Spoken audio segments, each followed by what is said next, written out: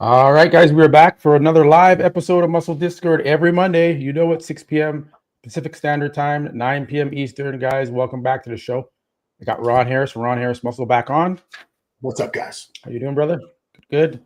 Got Phil, the Jamaican Tank Clayhar, back on the show. How you doing, Monday. Phil? Happy Monday. Happy Monday. Happy Monday. That is right. Amen. Wait to another Monday. But we got lots to talk about. So we got another show. There's back-to-back shows. We're going to talk about the Toronto Pro. Forgot about that. That's coming up this weekend. So you got to stay up on it. There's lots happening. So let's just jump right into. I'm going to share my screen. We'll talk about the Legion Sports Fest that took place this past weekend. So share screen. Go here. Jump into this. Go to this one. Yeah, we'll go. I like this other one here. Let's go to this one. There we go. Okay, so Legion Sports Fest, pretty clear winner there. I think everyone had Tonio Burton winning for the most part. Phil, I want to jump to you first on this one. After seeing the show, seeing Tonio, seeing Patrick Moore, seeing Bruno, let's kind of maybe hone in on the top three first.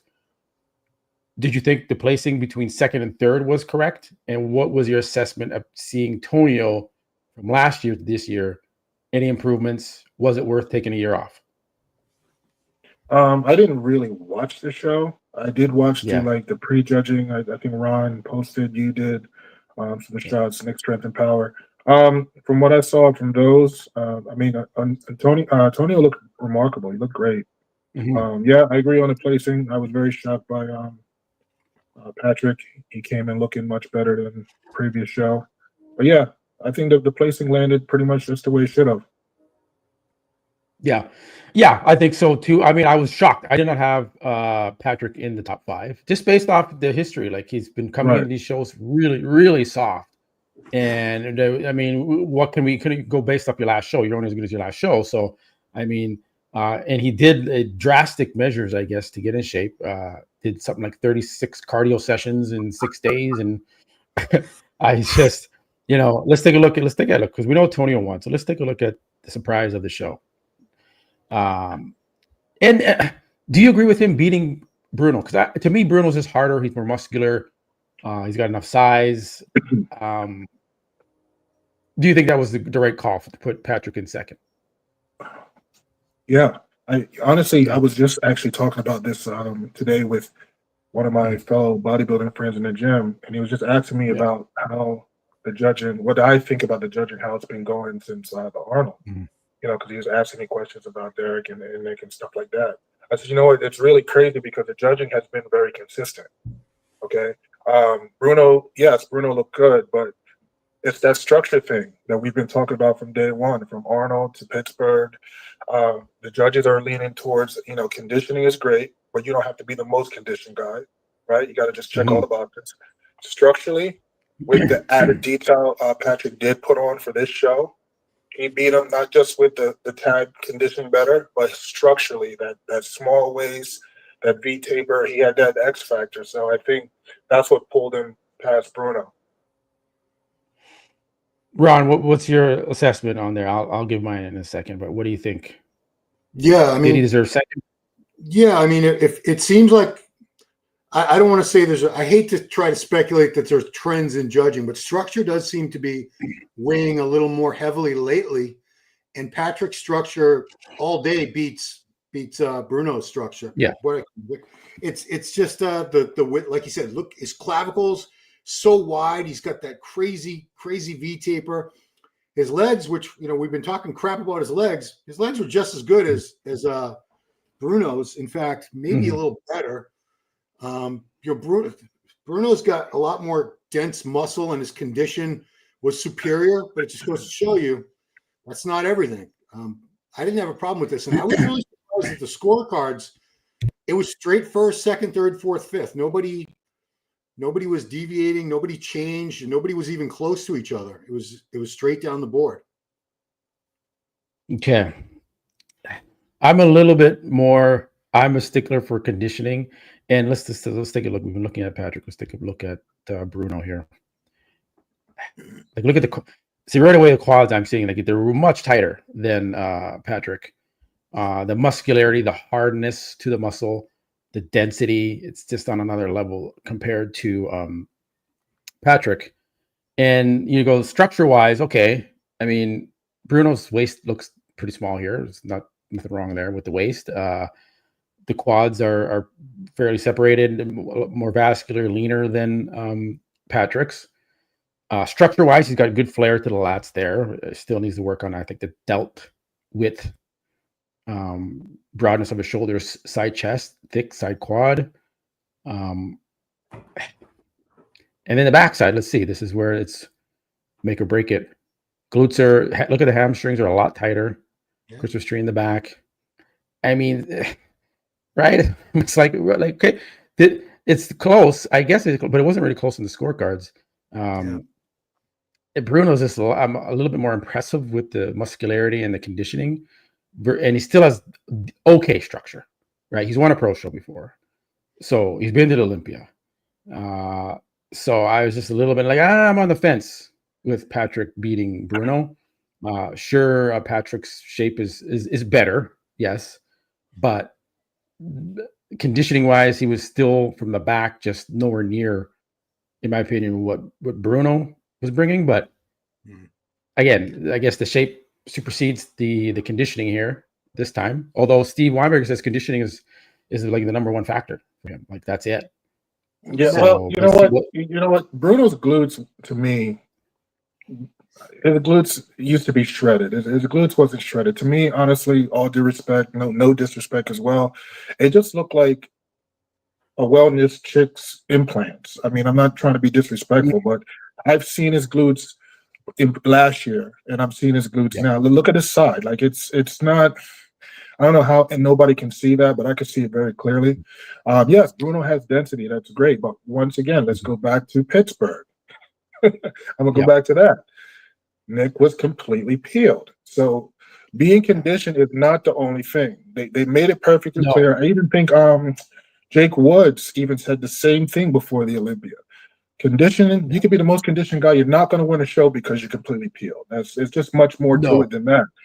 If you put both of them together, Patrick Moore and him, and I'm not a Patrick Moore fan, but I'm going to be honest. Yeah. Who's more appealing to the eye? That's the question. Yeah. And if we were judges sitting there and we're just looking at this conditioning, yes. But look at the overall package, the flare of the lats, the small waist. He positioned his legs different. His legs look much more fuller. Separation is there. So just because he's not as conditioned, you got to look at the overall package. He just looked much better, much more eye appealing, and to me, he just checked all the boxes. Yeah, I agree. I like that assessment. His shape is better than Bruno's. Bruno's a little stocky, kind of compact look. The shoulders aren't as wide as Patrick's. So it's apples and oranges here. Patrick came all conditioned. He's there. It's there, but it's not from the back. It's not as much. But from front, it's okay. He's got great chest development, arms, great midsection. Quads look bigger, even though he's lighter. This should tell you guys, like he's supposedly 15 pounds lighter than he was at the Cali Pro. Wow. Yeah. But why do his legs look bigger, guys? So all you guys are there, but like, I don't want to feel too small. I don't want the scale. I'm too light on the scale. Look at what happened to Patrick. Yeah. So these guys, they give that illusion. The small, honestly, I don't want to say the more conditioned because he was better than last week. He could have been better, but just that little bit of added condition gives you the illusion, even with dropping that weight, that you look much bigger. Yes. And hopefully that he gave up some fullness in the upper body. I can see it, but it looks, the illusion when you get that lean, it doesn't even matter. So all these guys that are so obsessed with staying big and full, this should be a lesson to them that sometimes you can give up a little fullness for a lot more condition and you'll place better. 100%. And we have Kennedy, who you just interviewed, Ron, I heard. Just posted on my YouTube channel. Great guy. Go check out that interview. Yeah, man. I had him fifth. He got fifth, actually. I think he got fifth. So I predicted him for fifth. He got fifth. we haven't talked about Blessing, and we'll talk about that. Yeah, great. How tall? Did you say how tall he was? Did you get his stats? He's 5'7" on a good day. Okay, and I think he was around, let's see, 217. He turned pro at 217. I think he said he was around 240 here. Okay, wow. Okay, 240. Yeah, that's big. That's like Derek Lunsford weight at that height. He's a big dude. So impressive showing for him. 5th place. He's moving up quickly in these shows. Did the New York Pro previously. He didn't do the Cali Pro, did he? I can't remember now. I don't think he did. I think he skipped the Cali. Those two. Okay. So he's in there. There was photos of actually, I can just go to my Blessing, but we'll have some video here. There's no like 4K video of him out yet, I don't think. What do you think he's like? First off, I want to ask the question: can Blessing do this? Is this like the legs? Can he continue to do this, or should he just be like, you know what? I just don't got the quads for this. Or and like, what else makes a guy want to come on stage after 2 years and you look like this? I'm not saying I'm not being like trying to be mean or anything, but it's like, he doesn't look his best. He's definitely off, very bloated in the midsection, sweating all over the stage. What happened? What do you think happened at this show, guys? Anyone want to chime in? What do you think happened with this guy? I think what happened was what we saw prior to the show when we were looking at the Instagram photos, week out, 2 weeks out. I mean, we can't be shocked, you know what I'm saying, because we didn't think he was ready prior to the show. But what's crazy was his waist was not bad prior to the show. His thing was he kept saying that size wasn't the issue for why he didn't look good. We had the size. I watched this video he posted, and some of it made sense and some of it didn't make sense. They went over some things and they know what to fix and what to do. Quite honestly, I mean, you can't fix legs that's not there. There's no way you're going to be able to fix that in this short period of time with these shows back to back. No. I think what we said prior when he was on his off season, I think he just put on so much weight, and we normally don't see Blessing get that big on the off season. So I think that suffered. His body suffered with that. His legs didn't grow. I don't know what went wrong or what he can do to even make him bigger. I'm not going to say the guy needs to step away from the stage, because that's not the case. I just don't know if this year he should continue to compete. I think that they need to go back to the drawing board and just, I don't know. I don't have the answers. But he doesn't look like the guy we've seen in previous years. It looks like he's going complete backwards. Yeah. What do you think, Ron? What's your assessment after his recap too? I mean, the one thing he said in the recap that made no sense was that he put on all the size. Yes. And it wasn't evident because he was flat. I'm like, that doesn't even make sense. I heard he carved up on 8,000 calories that day or loaded up, and that's why he was bloated. He said his legs have improved a lot, but you couldn't see it because he was flat. No. But I think the root of the problem was he just got way too heavy, didn't give himself enough time, or I'm not going to throw his coach under the bus because Stefan knows what he's doing. I just don't think he dieted gradually enough or started from a point of being as lean as he should have. He probably rushed the prep toward the end. And this is what you get. You get condition that's less than optimal, and you're flattened out because you're trying to push the body somewhere. The body doesn't like to be pushed to extremes to try to get in shape at the last minute. And yeah, this is not the Blessing that was winning shows a couple of years ago, that won the New York Pro, won the Indy Pro. That physique was much better than what we're seeing right here. And Ron, off of that, not to be completely offline, but he also said in that video, well, we went back and looked at pictures when I was winning in New York. And remember when he won those 2 shows, I'm saying to myself, well, you guys can go back and look at the pictures. I mean, you had a whole different coach back then. Yeah. So, It just wasn't making sense. They were pushing the food because he wanted more density and fullness, but then he wasn't full. It was all over the place, I think, with making excuses for the situation. I think it's roughly what we all see. He rushed it. He did not diet well. You could see it in his face. His face was fully fluffy. I don't think he really pushed the diet, and now he has another baby on the way. Congratulations to him for that. Oh, wow. But now that's going to make things a little bit more difficult now. You know, we got one baby, I think is about a year and a little bit. He got a new one. So that's difficult prepping for shows. I mean, he might want to, I don't know, man, reconsider this year and just go back to the drawing board and just focus on his family and think about competing next year. Well, and I posted this today, you know, bodybuilders versus fit influencers, you know, and like why regional shows are shrinking. We can talk about it maybe later on, but this is right up Blessing's alley, right? Just do the influencer thing, man. He's funny. He can do all those skits online, reels, right? YouTube, you know, has got the sponsors. Will still sponsor him because he's getting so many views, right? Like, you know, this, you can have your babies and your family and not risk your health and all this and time and just compete and get 6th and 7th. And I mean, not, you know, some people, that's fine. If, you know, you want to compete and just have fun and go on the stage and be your best. I'm not trying to say that's a bad thing. He's getting 6th and 7th, but I'm assuming he wants to win these shows. And, you know, is the juice worth the squeeze when it comes to, you know, his genetic kind of limitations to his legs? He blew out his knee, struggling with that injury. Can't really take him to that next level. He's been around for a long time now. The legs should be up to par. Okay. But they're just not. So I don't know. I think he can do a couple more shows. Obviously he can tighten up more. He's got crazy genetics. I think he just needs to just do what Patrick Moore did, is drop 15 plus pounds, go into another show. Don't do the Toronto or anything that's too close. Wait a few more weeks. Maybe do Dubai.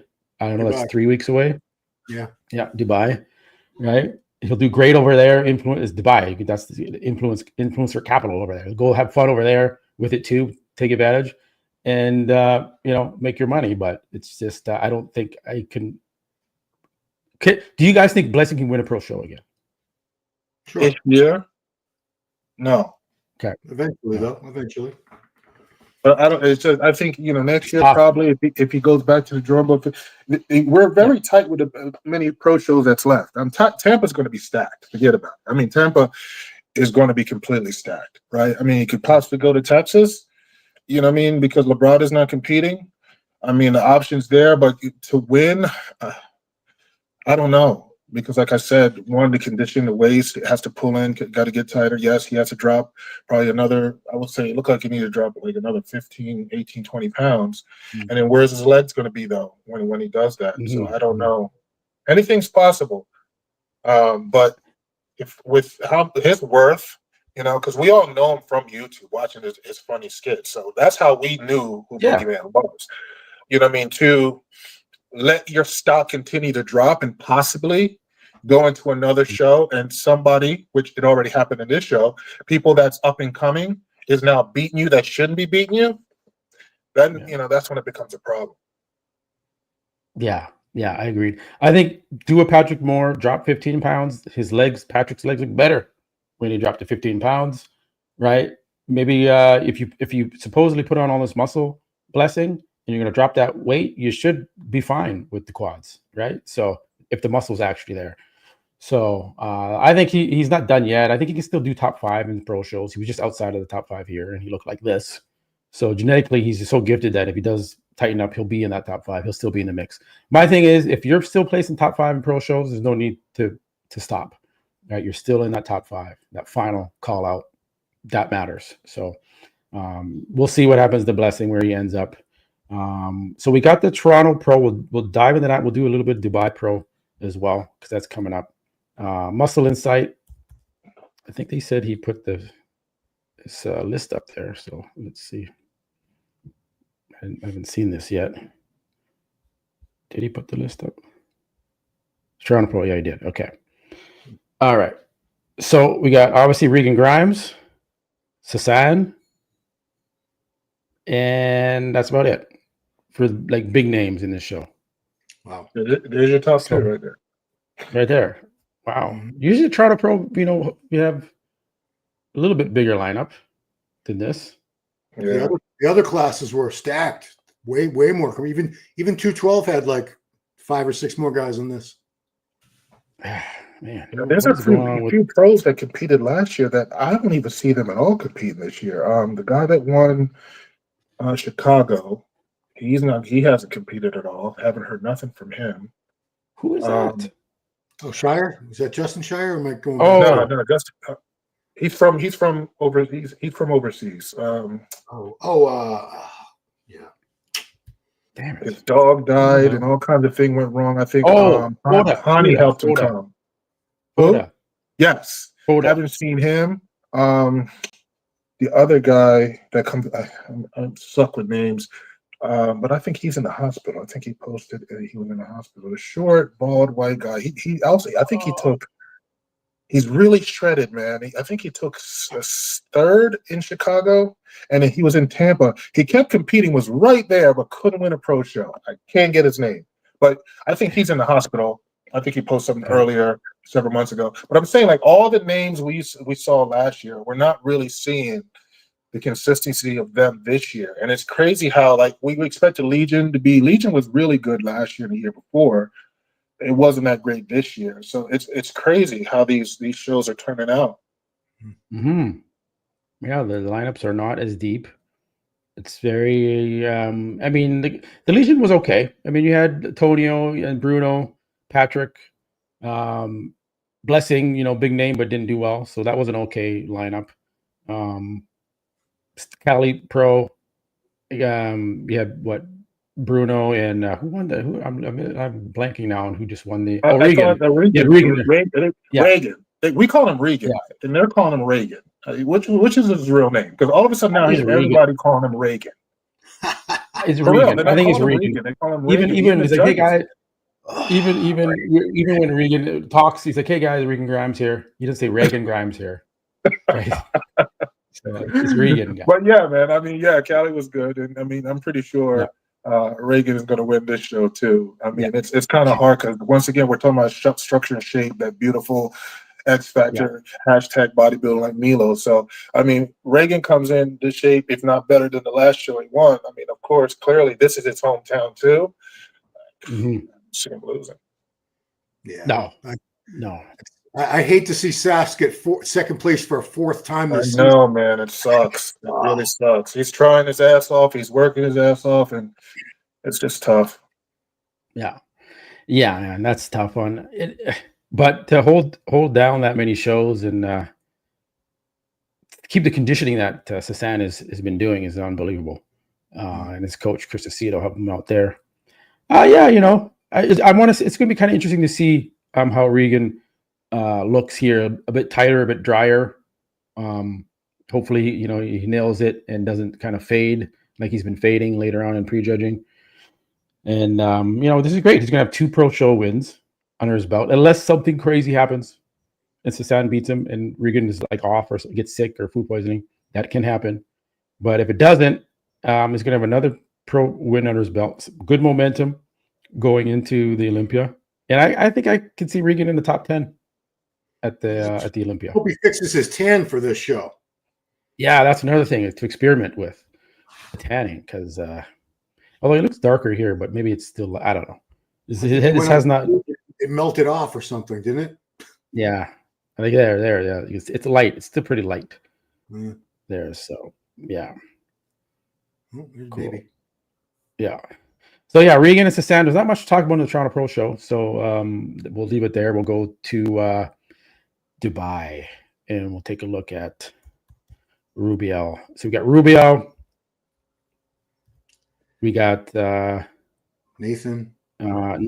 We got Beirut. What's his face? Beirut. There's another guy in there who always tries to do, but then he doesn't get his visa. The black guy. I gotta look for him. But man, who do you think's winning this show? Dubai Pro, 140,000. First place. Got to win it last year. No, it went up. It's not 140. It's 5 something now. It's 500,000. They raised the prize money for first. That's the first place prize. Yeah. Yeah, I think it's 500,000. I think they raised it. I'm assuming they would like more people jumping in the show. That could be why they raised the prize money. But I think the same person won it last year is going to win it this year. Yeah. Was it Baruch? Baruch? Yeah, it's hard. It's just hard Yeah. to beat who else this guy Baruch. I mean, the guy is just ridiculous. You know what I mean? He's always on. He's not off. This guy is always peeled and very consistent. I mean, the only person that can really stick with him is Nathan. That's the only person I believe can stick with him, and I think that's just how it's going to fall. Him and Nathan battling out for first place. Rubiel has never shown condition like either one of these guys. And he doesn't look great now, so. No, he looks behind. Okay, can you hear me? Okay. Yeah, stage shots of him from last year. Some of the craziest condition I've ever seen. Yeah, Baruch. I think he's locked in for this pretty easily. But you never know. Things can change, and maybe, like you said, Nathan. Yeah, Nathan's going to give him a battle. I don't think it's going to be a blowout. I think Nathan is going to give him a good battle because Nathan has pretty decent structure if he controls his obliques, his sideways. But I think Nathan, I'm a fan of Nathan, so I think he's going to battle with Baruch. Yeah, I think we can go Baruch first, Nathan second. Close though, we'll see. And then Nexzilla. Did Nathan beat Beirut at one of the shows? Was it last year or the year before? Yeah, he's beaten him before. I know that. Yeah, he did. He did beat him. Forget what show it is. I don't think it was last year. It might have been the year before. I don't think it was last year. I want to say it was Flex Pro in Italy, maybe. It was one of those shows. There's so many shows. Yeah. Like every in the summer, there's a show over there like every weekend. Yeah. So it's gonna be a good show. Will Rubio finally come in, decent shape? But I can't find that video. Actually, it's on my thing where he was posing with Tiny Rombot. There it is.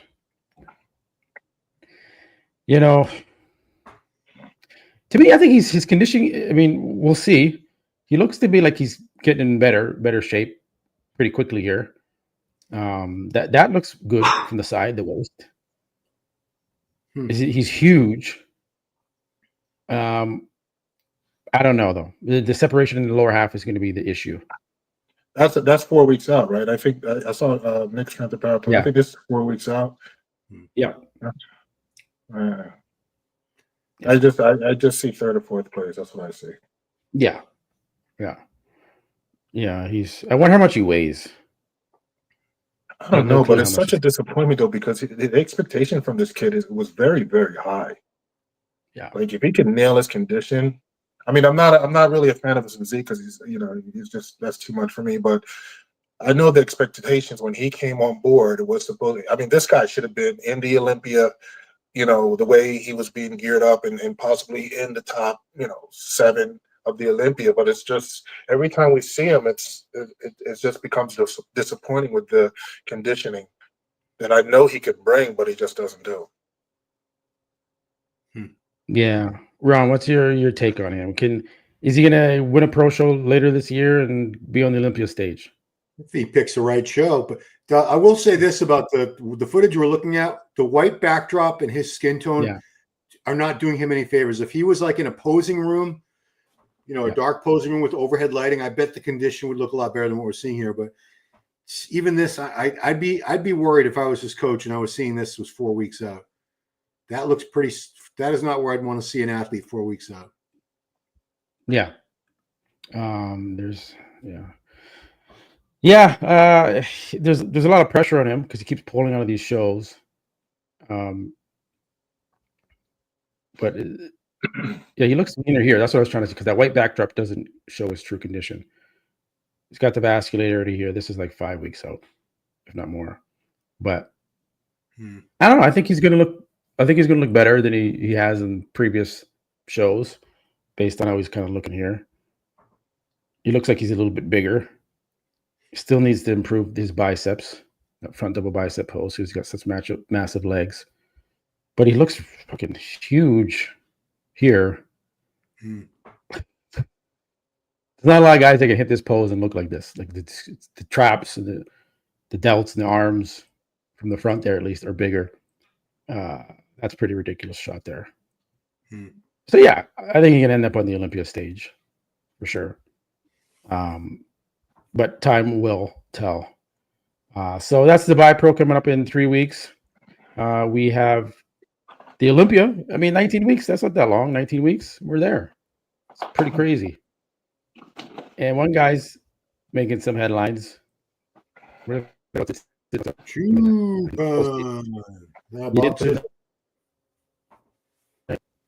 You're lagging.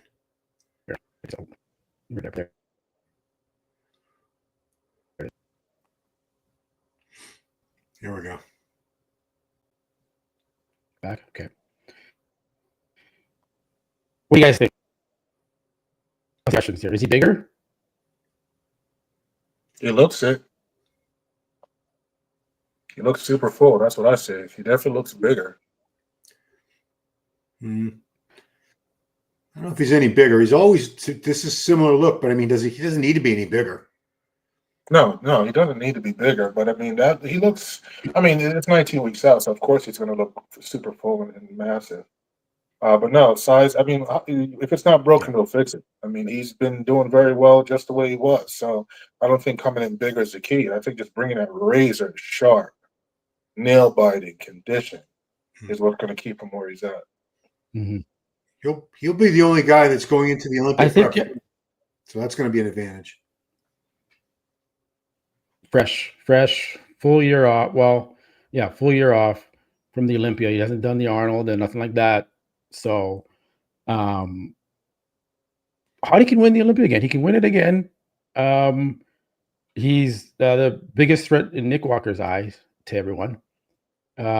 He does need to bring it. So one of the things that I think Tyler said or Steve said is that Hadi needs to work on his chest. Like when he does his side chest, it's kind of flat still. It's shredded from the front, but he still needs a little bit more thickness from the side with the chest fullness. So I think he's probably trying to focus on that.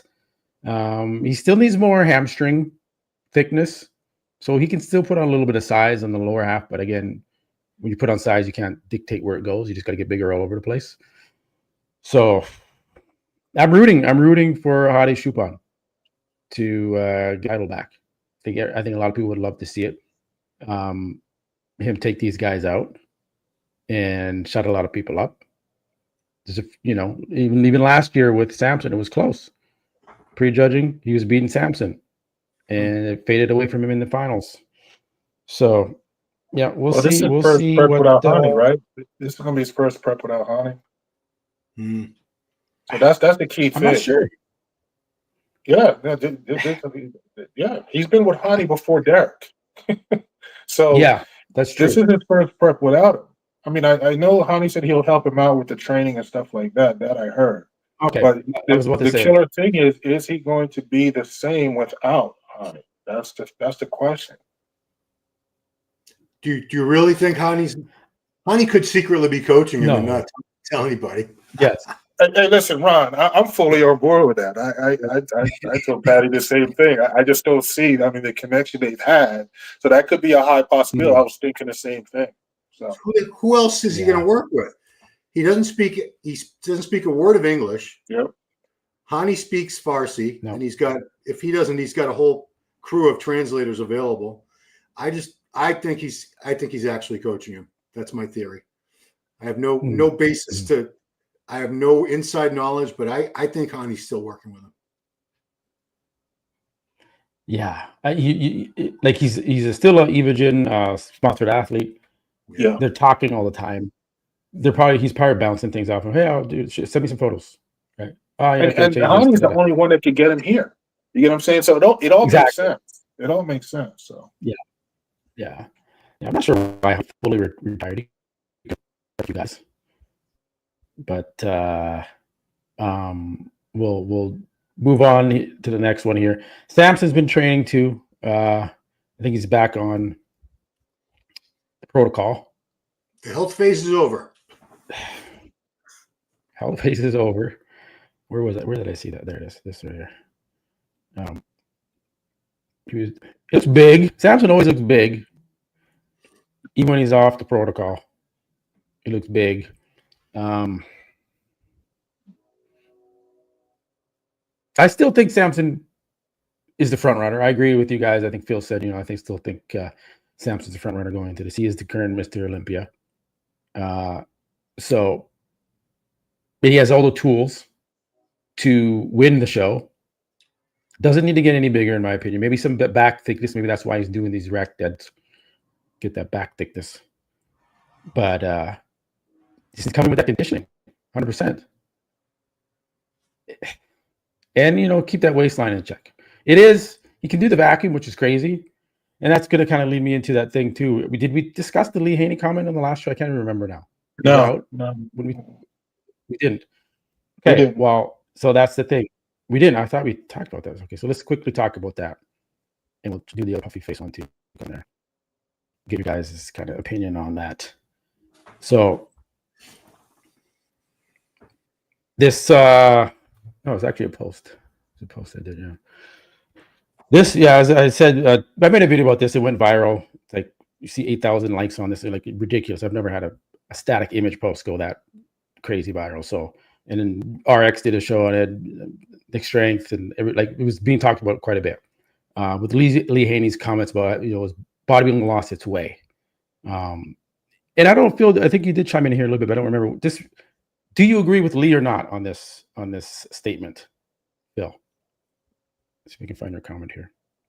That bodybuilding lost its way. Yeah, it's a pretty bold statement from 8-time Mr. Olympia. You know what? It depends on how you look at it. You know what I mean? There's different ways you can look at it. I mean, you can look at it one way, and then everybody's gonna be like, no, you know what you're talking about, whatever, like they were saying. But if you try to understand what he's trying to say, I think I get an idea. I don't think it's losing its way.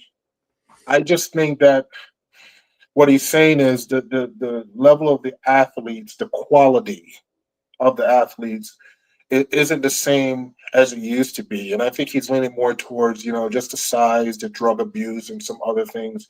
Even the symmetry, even though there's no more symmetry around, like a lot of these things that these guys had in the, the 80s and the 90s and even early 2000s, he's saying that's really not what's going on to this day, which some people say, well, that's not true because Marcus Rule and all these other guys were really, really big, and Dorian Yates and so forth and so on.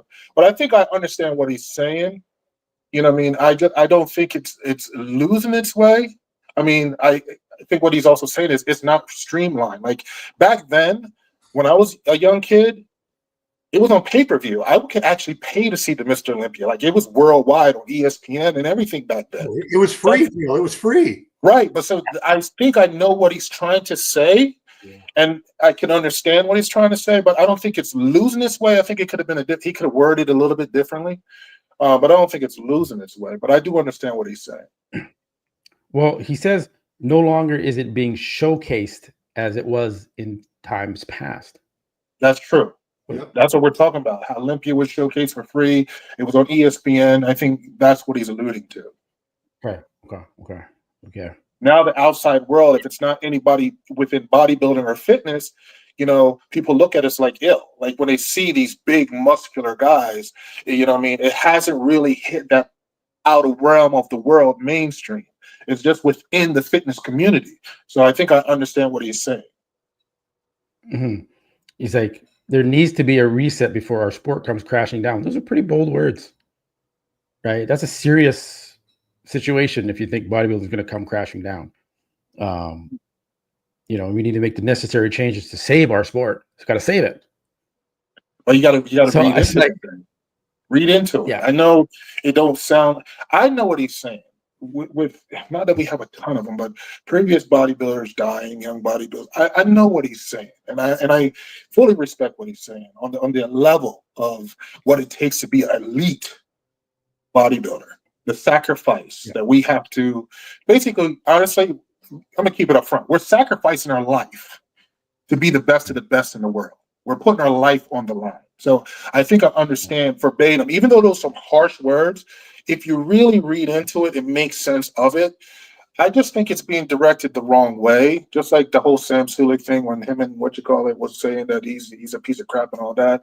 It's just the wording is not making you really understand it. But I understand what he's saying.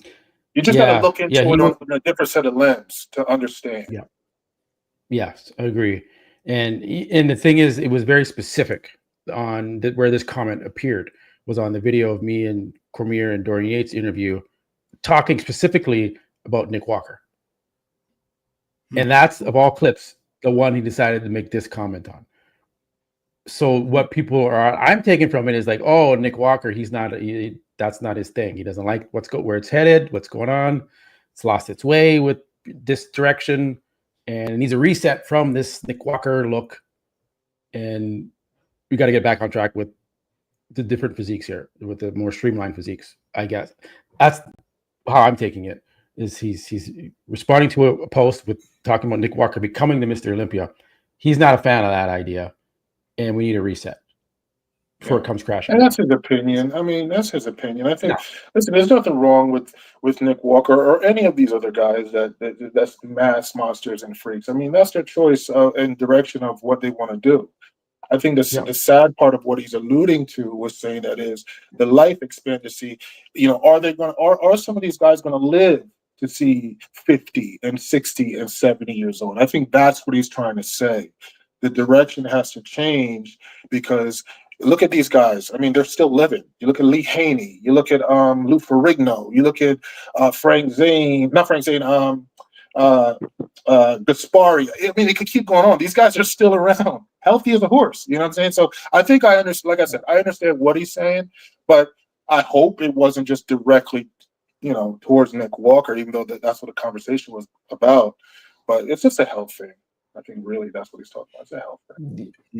Yeah, and who knows? Maybe Nick Walker is healthier than the one of the classic physique guys in the blood work. Who knows?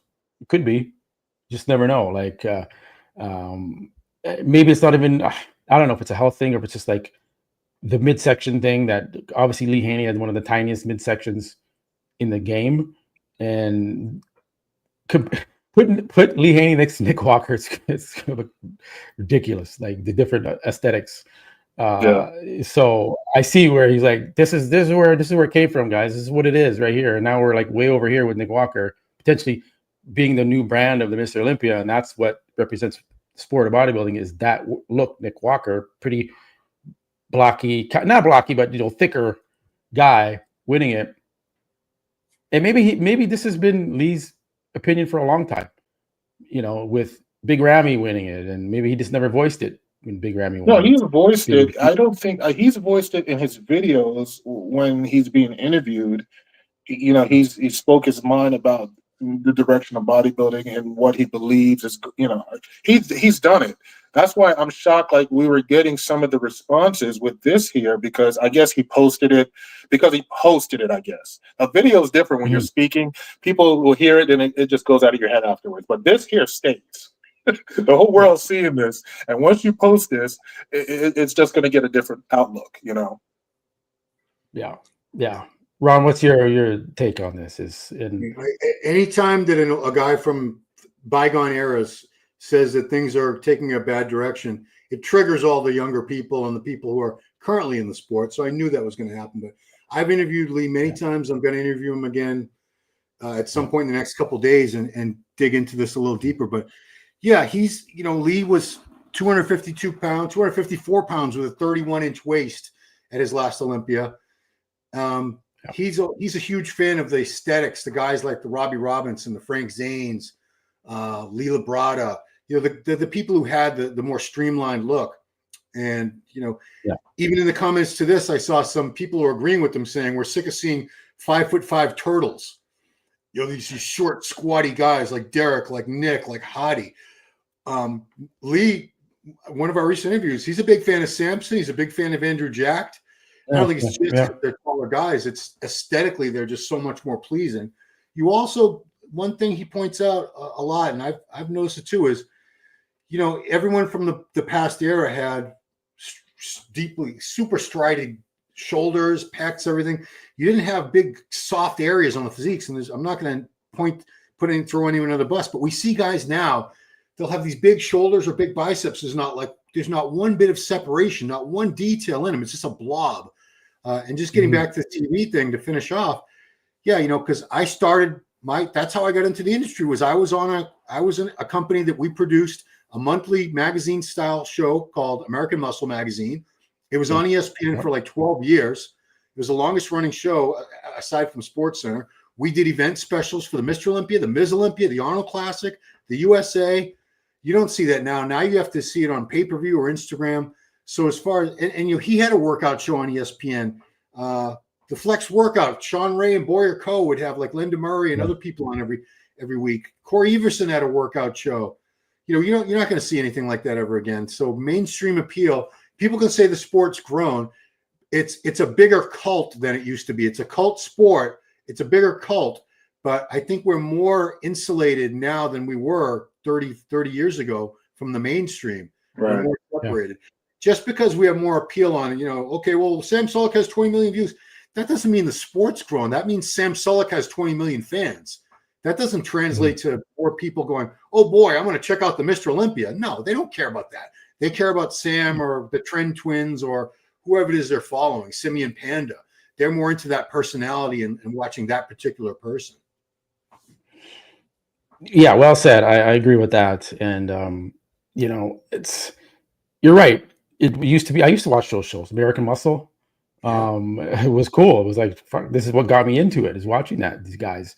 So it's just like, I see what Lee is saying when it has kind of transitioned away from that. And it's, maybe he's just more old school and he just wants to see it on the ESPN again. I would love to see it on ESPN, but it would just be, I think it would be out of place on ESPN now. It just really like, what? I don't think it's going to happen. I mean, not even TMZ can sneak us in. I don't think it's going to happen. But like I said, back in the day when it was televised, to see Ronnie Coleman and the Olympia and Jay Cutler and all those guys, that's what got me into this sport. Honestly, the Lee Haneys, and when I was young, and everybody kept saying, like, genetically I was just so gifted. And when my mom bought me my first weight set, I think everything was like sand. It was sand. It was a plastic and the sand. Ron, you got to remember. Yes, those weights with the sand in it. Yes. So that's where I started off at, watching these guys, and I used to love Fred Zane, how he posed and his style. So those are the guys that brought me into this sport. I go ahead. I have something to say about ESPN because I was with the company when ESPN decided to stop showcasing bodybuilding, and Lou Zwick, who was the owner of the company, American Sports Network. That's why he created the Muscle Mania contest and touted it as all natural, so that ESPN for a few more years they let it continue, and they moved us to ESPN2, and they knocked us down from a 60-minute show to a 30-minute show. Because they were very uncomfortable with the drug aspect of it. That's why they didn't show the Arnold anymore, the USA, any of those things.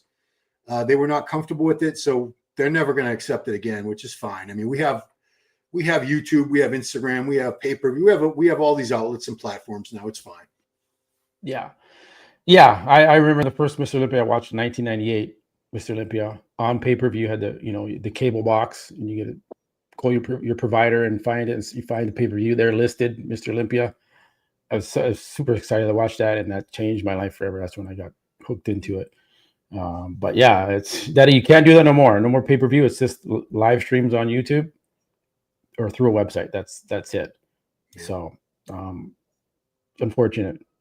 Maybe Netflix would do it. I know they do Monday Night Raw live on Netflix, but that could be a venue there. I don't know how it would do. But we'll finish off. It would have to be worth their while, though. And I think wrestling now, I just saw a thing like they're losing big money. The ratings ever since wrestling, before it was high, and I saw it's like a 52% drop now. Wow.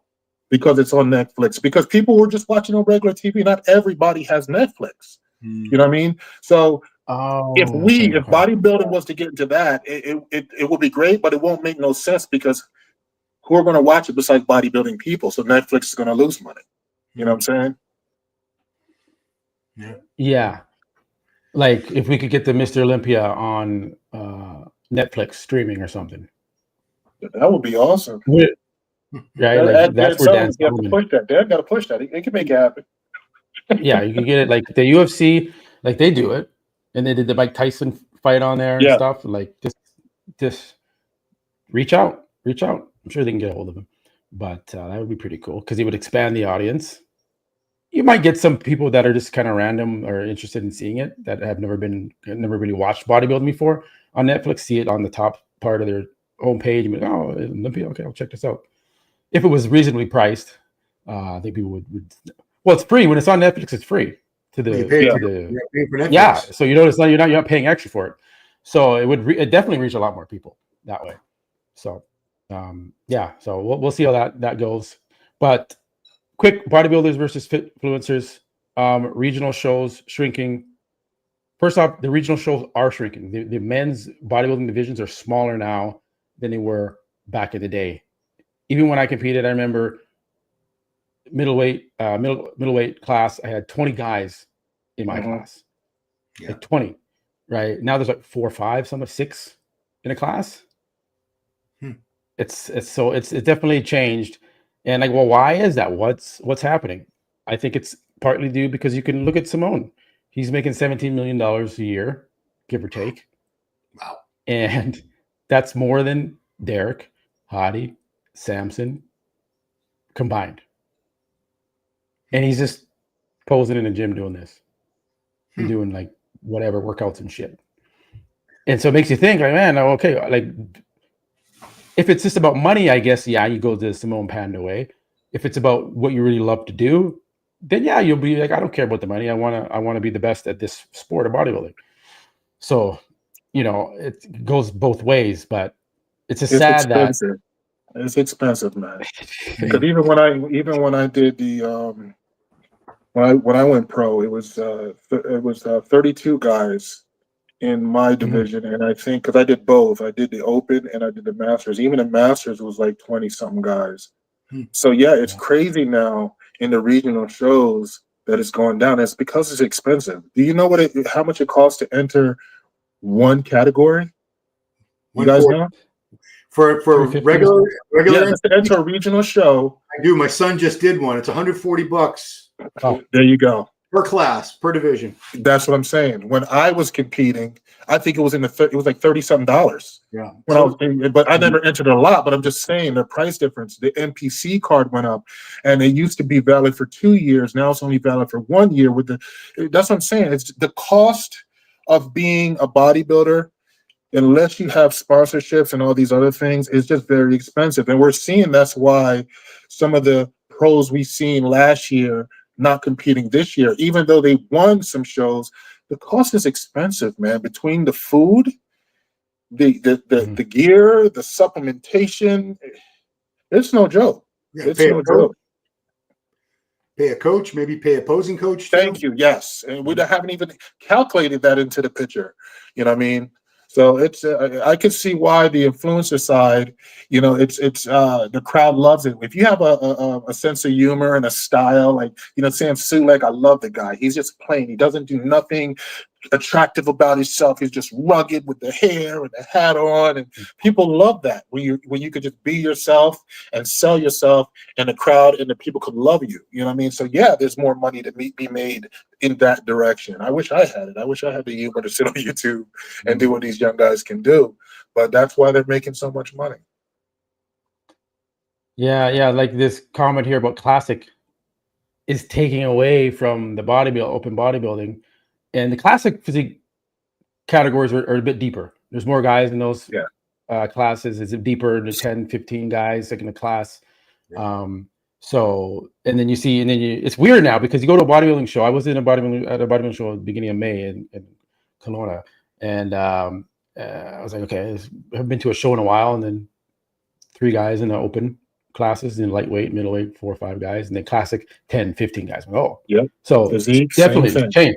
Yeah, physique. And so it's like bodybuilding is like the small, not really interested. I've been to 3 local regional shows the past 5 weeks. You know what division is packed now? It's that fit model.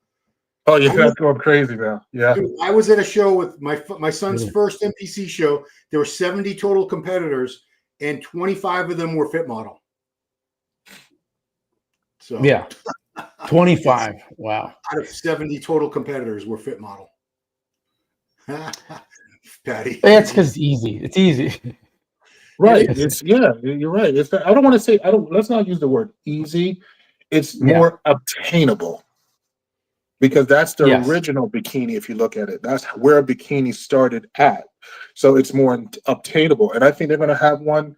I think they're going to have something similar for the physique guys. I think it's going to be, I don't know.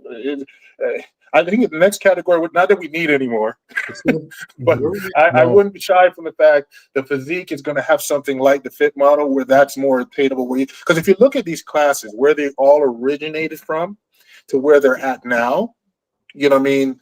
That's the problem. In all due respect, my thing is why let it get to that point? I remember several years ago, I was at a pro show, and it was being, I'm not going to say who was announcing it, but it was said at that pro show in our meeting. If you guys are in classic physique and you look like a bodybuilder, then you don't need to be in classic physique. You need to be in bodybuilding. And that was a different time. You know what I mean? But I was like, wow, they're cracking down. And then after that, shit just went completely sideways, went the other way. Everybody just started getting big. Now we got weight added to the classic physique now that gives them more room to get bigger. So I guess bigger is better, I guess. I mean, men's physique started out like a beach body look. Yes. Mostly look natural. You got guys up there that look juiced out of their damn skulls. I'm sorry. Big, huge cap delts, veins everywhere. You know, they look like bodybuilders, and they still in the amateurs. There's no weight cap on those guys, so they can get as big and freaky as they want as long as they keep the waist small. I think men's physique there's the weight cap now. In the amateurs, I think there's a weight cap. In the pro, I think there's a weight cap. I think I heard something. Isn't there a weight cap now in the men's physique? I thought it was height. I didn't know if there was a weight cap. But no, I think it's amateur too. I think there's a weight cap that's just been implemented. We'll go after show and try and find that out, because I was talking to Michelle Crack, because we're going to be doing some media coverage for her show, and so we're doing a Zoom call, and she's like, "Yeah, men's physique's their weight now." Maybe I heard something wrong, but we'll check into that. But I think that's a new thing where they're trying to limit how big these guys get, because there's a weight and height cap, like classic. Okay, which makes sense. If classic is doing it, then why isn't men's physique doing it? Well, let's hope there will be no division, no need to start another men's division that's less than men's physique, which is what I'm thinking is going to happen toward the end of this year. That's my prediction. To me, it's a gateway to bikini, the fit model for the women, in a way to make some more money. Right, you get some more. Yeah, it's a good business model. It's a business model. 100%. Totally was what they're doing. So. But anyways, all right. And then Phil, like I said, every week getting closer and closer to the show. How many weeks out now? We'll wrap it up with. We'll always 10, end up with Phil. It's 10 weeks, but it's sucking. It's sucking now. Mine already 10 weeks. Patty's feeling the brunt of it with the attitude change, and it is what it is, man. I'm doing my best to keep it together, but now it's starting to. We're ramping things up, and now it's tough. It's tough, but it is what it is. I got to do what I got to do to bring my best. So. We're doing it. What's making it tough? Let's be open. I want to know, like, what. So people watch. You got to look at it. It's cardio is one of it. You got to look at it. I mean, as you get older, more cardio is required. You know what I mean? I'm up to 50 minutes now. 50 minutes in the morning, and then 45 in the afternoon. And I do my cardio before I train to force myself not to try to lift heavy. So I'm doing it a little bit different than anybody is used to doing it. So I'll do 45 minutes of cardio, then I weight train. The diet, like I said, on my days off, the carbs are cut in half. So I'm only getting 50 grams of weight of carbs on my day off. The last 2 meals, I have no carbs. I'm off 3 days. So my routine has completely changed. I only weight train 4 days a week. That's it. And I'm off for 3 days. So I train Monday, Tuesday, off Wednesday, Thursday, Friday, off Saturday and Sunday, but I'm still doing the cardio sessions all of those days. So those 3 days, it's 25 grams of carbs in the morning, and then the other 4 meals are 50 grams. Wow. That's when the mood change kicks in, And I'm pretty sure this week coming, the carbs are going to drop again. But there's a look he wants 3 weeks out from the show. Where we don't need to be doing any more cardio. So I understand the philosophy. So we're putting in that extra work now. And, you know, I mean, I'm about to turn 51, you know, in another couple of weeks, June the 15th, I turn 51. So, you know, the knees from the cardio is aching a little bit, the ankles, but I keep pushing. I'm in a zone. My focus is there. So whatever he instructs me to do, if it's no carbs, it's no carbs. I just feel bad for Patty. Yeah. Like some guys can eat a lot of carbs going into shows though, like 300-400 carbs, they're dieting, you know, it's fine. But, you know, has it always been like that for you too? It depends on the individual, right? Yeah. But with me, even when I was with Dave Palumbo, we did carb cycling. That worked best for me, right? So for the look that I need to bring, you know, I mean, we always talk about the thinness of the skin. So now my skin is starting to thin out. If you look at some of the videos I'm posting and just look at the skin, so for me, the carbs have to be lower. You know what I mean? That's just the way it is. A younger bodybuilder can get away with a little bit more extra carbs, but as you get older, we all know the metabolism is not the same as if when we're in our 30s and even my early 40s. So it's going to require less carbs, you know, and it's fine because I'm rocking what 271 is what I weighed in Saturday. So I probably walk into the Master Olympia low. It'll probably be, you know, 255, 250, something like that.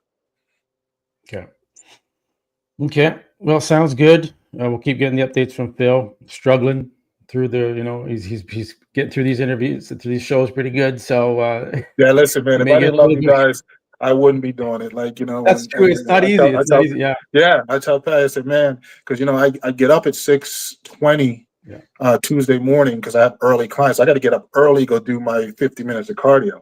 You know what I mean? Yeah. But I love doing this. You know what I mean? I love being on here with you and Ron. You know, it makes me excited. To start is tough, but after I get done, I feel very good. So right now I'm rocking strong, and I'm going to continue to give, you know, you guys my support as much as possible. Awesome. Appreciate it. We appreciate it, brother. We're supporting you all the way here. All right, guys, we'll wrap it up. Again, thanks, Ron Harris Muscle, Phil, the Jamaican Tank, Play Hard. Thanks again, man. We will catch you again next week, guys. All right, take it easy. Later. Take it easy, guys. Peace.